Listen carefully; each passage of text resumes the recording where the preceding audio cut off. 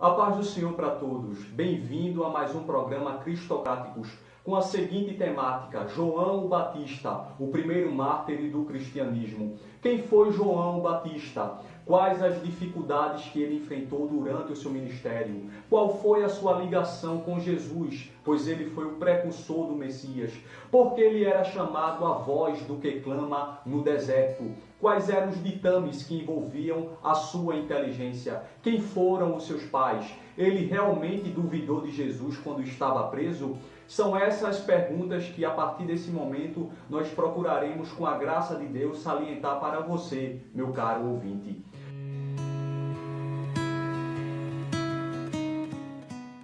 Antes de mais nada, eu convido você a ler comigo um texto bíblico para embasar a nossa temática.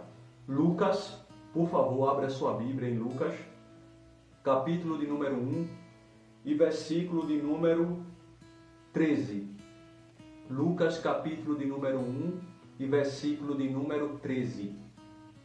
Diz assim a palavra de Deus: Mas o anjo lhe disse: Zacarias, não temas, porque a tua oração foi ouvida, e Isabel, tua mulher, te dará à luz um filho, e chamarás o seu nome João. Esse versículo ele está inserido no livro de Lucas. Lucas ele era um médico grego. O caráter do seu livro, ele era um livro sinóptico. De Mateus a Lucas é chamado de livros sinópticos por causa da similaridade escriturística e teológica que eles possuem. Todos são livros históricos, biográficos, chamados de evangelhos, pois relatam a vida terrestrial do nosso Senhor e Salvador Jesus Cristo. Dos 4 evangelhos, de Mateus a João, Lucas se destaca pela sua minuciosidade. Ele era um escritor detalhista. Tanto o evangelho que leva o seu nome Lucas, como o livro de Atos dos Apóstolos, são dados ao mesmo nome, Teófilo. Todos esses 2 escritos de Lucas, do historiador grego Lucas, foram dedicados a um homem chamado Teófilo. E ele escreve a respeito de João, a vida de João o Batista, o precursor do Messias. Os seus pais eram Zacarias e Isabel, 2 levitas da casa de Deus. Zacarias era um sacerdote e durante a sua velhice, o anjo Gabriel foi enviado para ele para lhe dar boas novas, que ele seria pai e a sua esposa seria portadora de um filho. Mas eis os problemas. Ela era estéril. O que é a esterilidade? É a incapacidade de ter filho. A sua cavidade uterina não tinha capacidade de segurar um embrião. E eles eram avançados em idades, portanto, ela já havia entrado na menopausa e ele na andropausa. Só que quando Deus quer, Deus ele não vê dificuldade alguma. Deus está acima da biologia humana e da própria medicina humana. E Deus disse a ele: olha, você vai ser pai e a sua esposa vai ser mãe. E o nome desse menino vai ser chamado de João. E muitos vão ter alegria no seu nascimento. Muitos vão se alegrar com ele. Ele será um nazireu de Deus, não vai poder beber vinho. E entre outros critérios que foram estabelecidos pelo anjo para Zacarias determinar sobre João. E ele terá o espírito e o vigor do profeta Elias. Mas o que é que quer dizer isso? Ele seria a própria encarnação de Elias? A Bíblia ou a teologia refuta isso. A doutrina da reencarnação é uma doutrina refutada pelas Sagradas Escrituras. Quando a Bíblia diz espírito, ela está usando uma linguagem metafórica. Quer dizer que ele vinha com o vigor, com a força do profeta Elias. E por que ele não era Elias em si mesmo? Porque o profeta, conforme o relato profético de um profeta, ele pode ser estabelecido de 2 formas. Primeiro, um profeta retórico, aquele que verbaliza suas profecias, e existe o profeta retórico circunstancial, aquele que determina a sua profecia e faz sinais. Só que João Batista não fez nenhum sinal, conforme está vaticinado no capítulo 10 e versículo 41 de João. Ele foi apenas um profeta retórico, ele verbalizava as suas profecias. E Elias foi um profeta retórico, circunstancial, profetizou e fez sinais. Portanto, João Batista e Elias, João Batista não era nenhuma reencarnação de Elias. Ele tinha o vigor e a unção do ministério profético de Elias sobre a sua vida.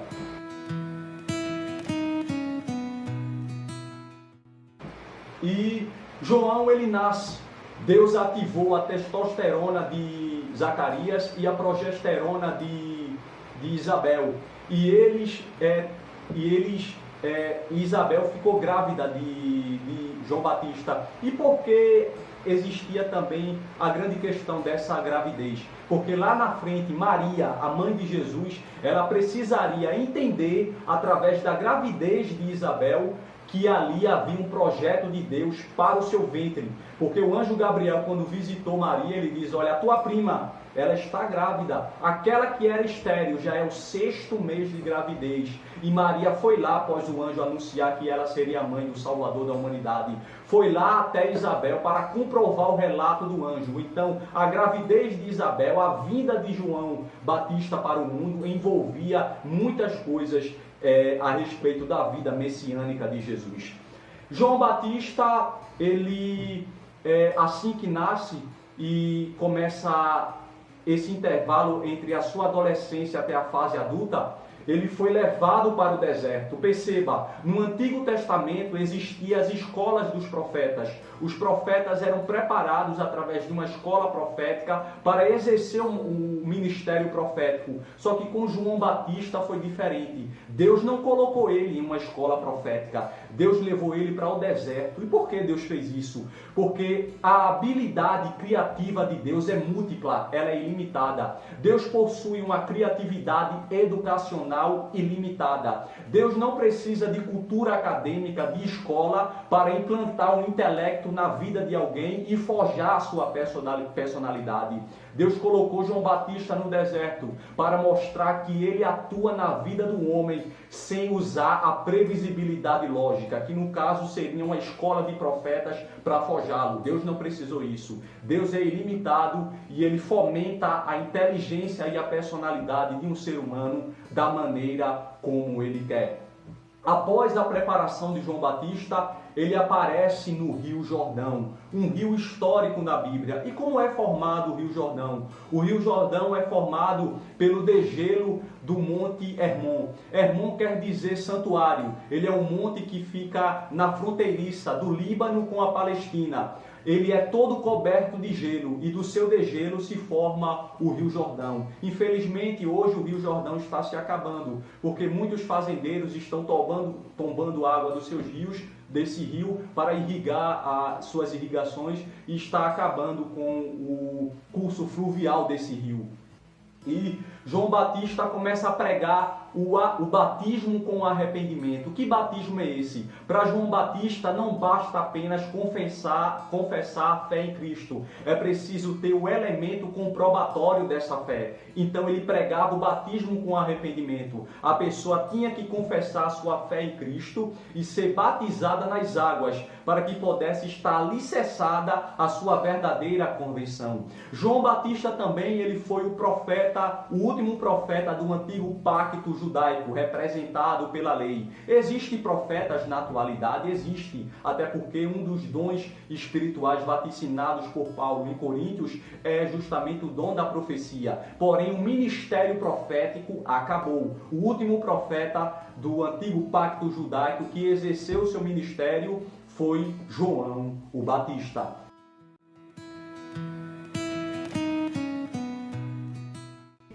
João Batista, ele começou a pregar o batismo com arrependimento e ele começou a anunciar o chamado Reino dos Céus. O que é isso? Reino dos Céus. As pessoas conheciam os reinos terrestriais, que muitas vezes as pressionava, as pressionava, violentava, as oprimia. Mas que reino celestial era esse? Esse era o ousado projeto de Deus sobre a face da terra, que teve a sua gênese com João Batista, que mostrou que o reino de Deus estava chegando sobre a face da terra. Reino quer dizer governo. dos céus mostra a origem desse governo, que é um governo celestial, vindo de Deus para a terra, para unificar a ordem sistemática da sociabilidade espiritual da terra. Deus ele tinha um grande projeto, restaurar o sistema social e espiritual humano da terra. Ele quis fabricar um novo ser humano, um ser humano que o conhecesse de perto e que amasse o seu próximo. E João Batista ele veio pregar sobre isso. O interessante é que João Batista também ele não tinha medo de enfrentar a nata intelectual de Israel. João Batista batia de frente contra a corrupção da nata intelectual do judaísmo. Ele foi até de encontro de Herodes Antipas, que usurpou a esposa do seu irmão e a tomou por mulher. João Batista não tinha medo de falar a verdade. Ele não tinha o que nós conhecemos como papas na língua.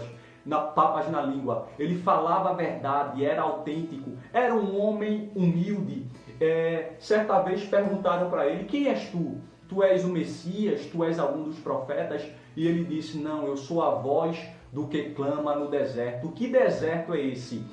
Durante o período interbíblico, que vai de Malaquias a Mateus, o relato teológico nos mostra que Deus passa aproximadamente 4 séculos ou 400 anos sem levantar profetas, sem falar de uma forma direta com o seu povo. E o povo de Israel estava sedento por Deus. E ele, João Batista, foi uma voz que veio saciar o princípio da formação messiânica de Jesus, abrindo o caminho para que Jesus pudesse exercer o seu ministério profético. O interessante é que Herodes Antipas, embora tenha prendido João, ele respeitava João. E por que isso? Porque quando você é fiel a Deus, quando você honra os valores espirituais de Deus na tua vida, até os teus opositores, eles te respeitam.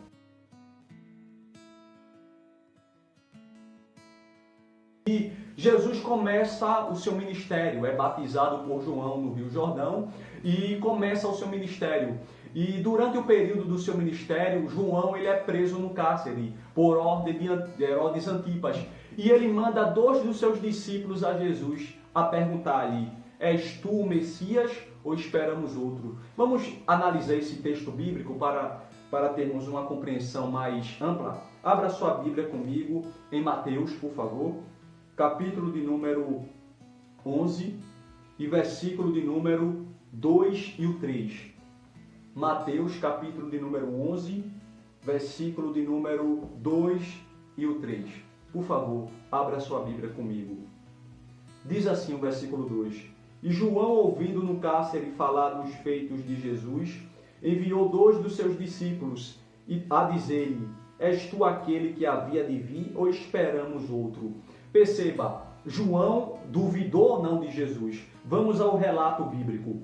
E ouvindo falar dos seus feitos. Como é que eu vou ouvir falar dos feitos de alguém e ainda vou perguntar para esse alguém se ele realmente está fazendo alguma coisa? Não tem nexo lógico isso. Se João não tivesse ouvido falar dos feitos de Jesus, ele teria vazão para duvidar de Jesus. Mas ele pergunta aqui, mas ele diz aqui, ouviu falar dos feitos de Jesus. Portanto, não é uma linguagem literal que a gente interpreta isso. Isso é questão de interpretação.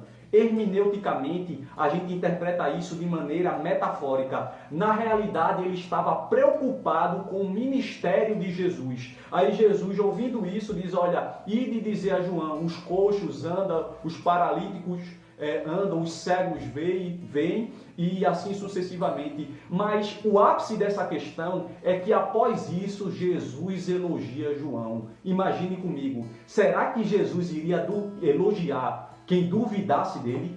Se João tivesse duvidado dele, será que Jesus ainda teria coragem de elogiar João?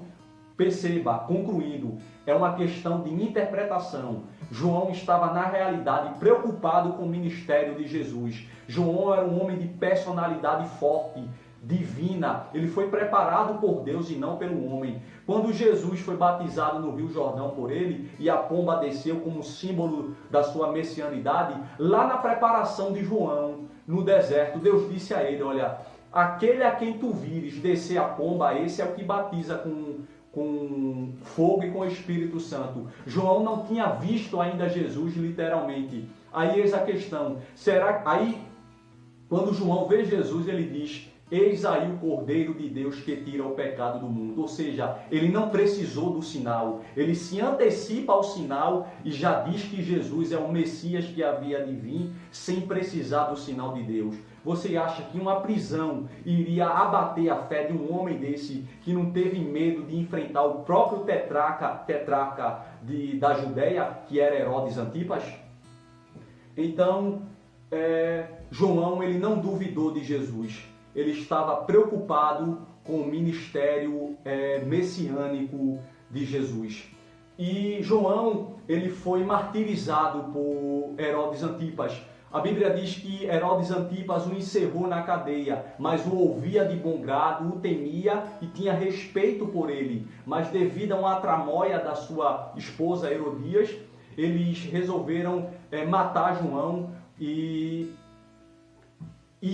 a partir daí se inicia o primeiro mártir do cristianismo, que é João Batista. Mas Estevão? Estevão também não é conhecido como um mártir do cristianismo, sim. Ele é mártir da igreja primitiva, mas no seu âmbito absoluto ou total, o primeiro mártir do cristianismo foi João Batista, seguido por Jesus e depois vem Estevão. Muito obrigado pela sua atenção. Nos siga nas redes sociais e nos envie o seu like. Até o próximo programa e que Deus te abençoe.